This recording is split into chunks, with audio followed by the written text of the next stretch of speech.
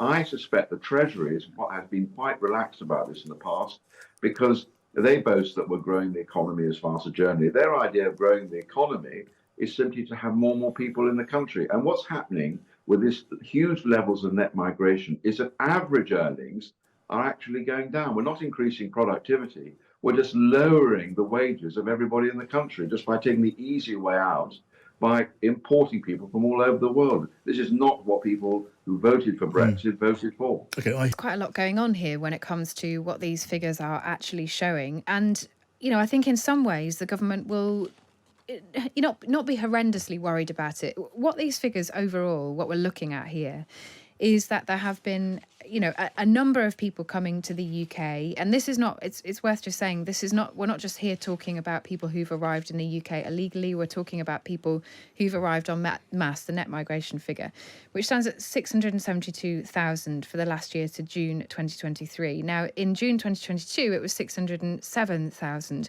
And it's worth noting that the December estimate has been increased to 745,000. So that is an incredibly high number. All of these are.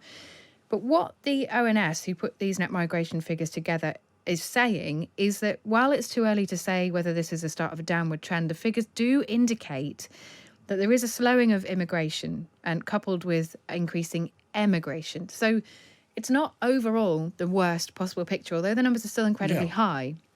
When you start to look, though, at where people are coming from, so where people are arriving in the UK from, that's where this starts to get a little bit more difficult for the government, because what we're talking about here is people who are arriving, a lot of these figures are people arriving on health and social care visas. Yes. And those numbers have increased 10 percentage points in a year, from 23% to 33%. Now, that will worry the government because it demonstrates that there are lots and lots of people coming into the country to plug gaps in employment, which we clearly need, but which is tipping over that figure into a pretty high number. And when you actually look, it's also increasing the number of dependents who are arriving here. So of those who are arriving on a work-related visa, that 33% I just mentioned, it equates to 322,000 arrivals. 169,000 of those are the applicants and 154,000 are dependents, so people who arrive with the people who are coming to do those jobs. Now, perhaps not surprising, because if you're working in health and social care, you tend to be female. You may well have a family, you may have children that you want to bring with you. But what it does do is it means that the number of people arriving here is increased, not just by people who are coming to work, but also by their families too. Yeah, but it's a problem on two fronts, though, isn't it? If the government, and it has defined a success as bringing the number down significantly. That's not happening. The trend may be slightly dipping, but it's still very, very high. And it hasn't fallen enough for government ministers to say we are winning the argument. The argument they've set as their own litmus test. Well, this is where this gets really interesting, because I've been speaking to Home Office officials today, and you've just said there, John, very clearly, the government's ambition is to cut the net migration figure. And the person I've just spoken to has said, well, it's not about cutting the number. It's not about just wildly slashing the number of people coming to the UK. It's about control. They said to me, we promised people control. We never promised that we would slash the number to zero. We said we'd stop the small boats, and we've got a separate problem going on with Rwanda. But I find that really fascinating, because while the polling does show that people want control, you are right that most people interpreted that as cutting the number down. And when you speak to people behind the scenes in government, there is a clear recognition that the number of people arriving is too high, but there's also recognition that the NHS needs people to fill employment gaps. Well, that's undeniable. And without them, we're all stuck waiting longer for GP appointments and trying to get through, the NHS system. What the person I've just been speaking to has been saying, though, is that there is a problem in social care, and that, and I quote this person saying, they have evidence that some social care providers are giving visas out like sweeties, where people join the sector, they come over to work here, and they then move on to a much more lucrative job. And I've been looking up some of the stipulations for a health and care worker visa. And they might give us an indication of where the government could go next week, because we expect that they will announce some tighter restrictions, or at least an indication that they're going to try and restrict more tightly some of these visa requirements. The salary, for example, on a health and care worker visa you need is just £20,000. The average social care salary in the UK is between £30,000 to £45,000, depending on where you are in the UK. So that is very clearly quite low compared to what you might expect in the sector. There's also an allowance within the rules from the government that you can work in another job for up to 20 hours. So perhaps we could see next week, when we expect James Cleverly to make a statement in the House of Commons about these numbers, an indication that the government might try to cut down on external work that's not in the sector. Maybe they'll look at salaries, maybe they'll look at dependents. All of these things they could consider to reduce that number coming into the UK in that way. It's really interesting, Kate. And I set a lot of store by your predictions of future movements in politics. You tend to get these things Don't right. say that. Well, no, I don't want to jinx it, but you do tend to get these things right. I have to say, I do not buy the idea of the government saying, I'm sure they are saying this, I don't buy the argument that it was never about numbers. It is true that since Brexit, the Brexit argument was we need control. And now it's said that Brexit was about taking control, whatever happens subsequently. But the promise of getting numbers down precedes Brexit by really quite a long way. And the government has never repudiated the ambition of getting numbers down. And we recall the original project was in the Cameron days, Theresa May. She applied the principle of getting numbers down absolutely ruthlessly, and even too ruthlessly for some of her fellow ministers. And since then, there's been we're no longer interested in numbers again. It's just about control and matching things up. I think we have seen a shift from subsequent governments away from this idea of a target. So we haven't seen them repeating a numerical target for net migration. The reason for that clearly is because it's impossible to achieve. But I think what we are starting to hear is this shift to an idea of control. And why that matters is because particularly when it comes to this issue of illegal migration, so people coming to the UK from crossing the channel illegally. We've also had some figures out today on that. And it does seem to show, these are obviously independent figures, that illegal boat crossings are down 16% on the previous year, and that arrivals are actually lower. Now that the figure suggests is down in large part to the agreement with Albania, the returns agreement with Albania. But what may well be interesting to people is that we're still seeing 88% of those arrivals are male. The majority are Afghans, but also Iranians too. There's been a real increase in Turkish nationals, 4 times higher compared to the year before, of Turkish nationals crossing the channel. So maybe we will see again a returns agreement or some kind of agreement, particularly with those groups where they are coming from a safe country, so the UK could try and cut those numbers too. Yeah, this story's going to develop next week in quite a big way when we get these policy ideas out there. We've had a good glimpse of what's coming, I think, though, from you. Stick around, Kate, because we can talk now to Edward Leigh, Sir Edward Leigh, Conservative Member of Parliament. Welcome to you, Sir Edward. Good afternoon. What's your thoughts on the statistics? I think they're deeply worrying for the government and for the Conservative Party. The fact is, these are enormous numbers of people coming into our country. We've got 6 million people who are living here already, who are not working on benefit. We've got all these care home providers paying dirt poor wages, as your commentator said, handing out visas like sweeties.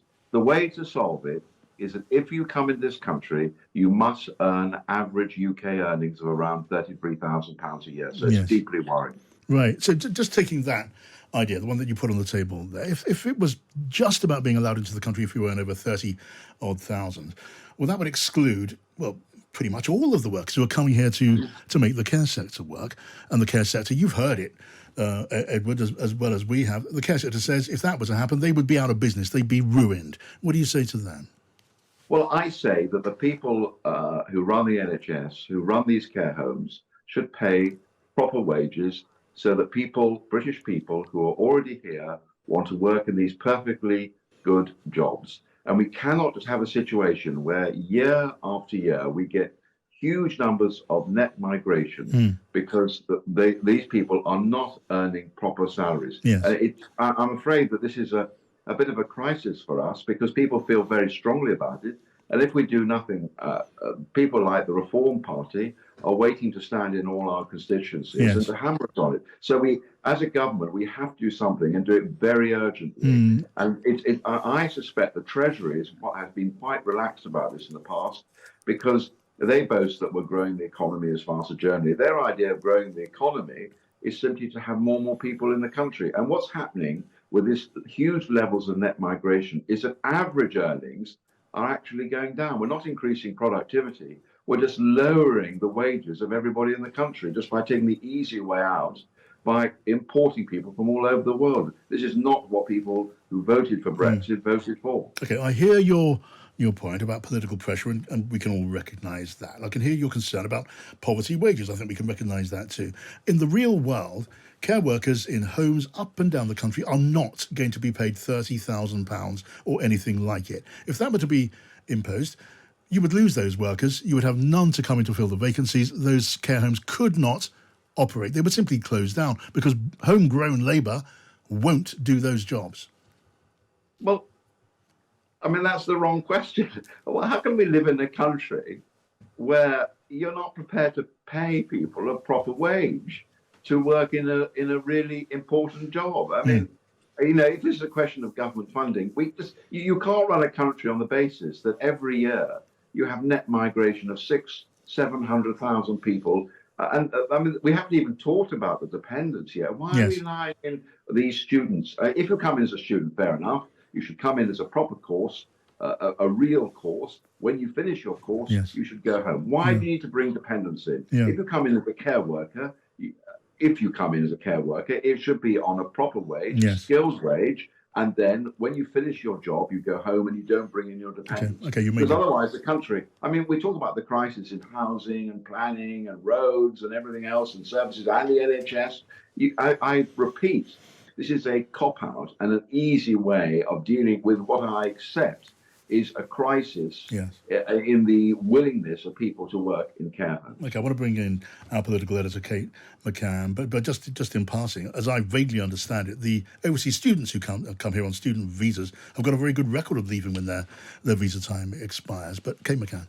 Well, actually, the ONS figures, the most recent update today, does show that there is a rising trend where people who come on a student visa are now increasingly staying on after their visa, and they are bringing more people with them when they arrive in the UK. And I think there is also a concern about people shifting to a work visa from a student visa. Yeah, but that would be legitimate. That wouldn't be overstaying, wouldn't it? No, at the moment, the rules do allow for that. But I wonder whether we might see some kind of action from the government to try and clamp down on that, because some of the numbers of people arriving with students, for example, are quite high. In 2022, the number of dependents, for example, was 6% arriving with students.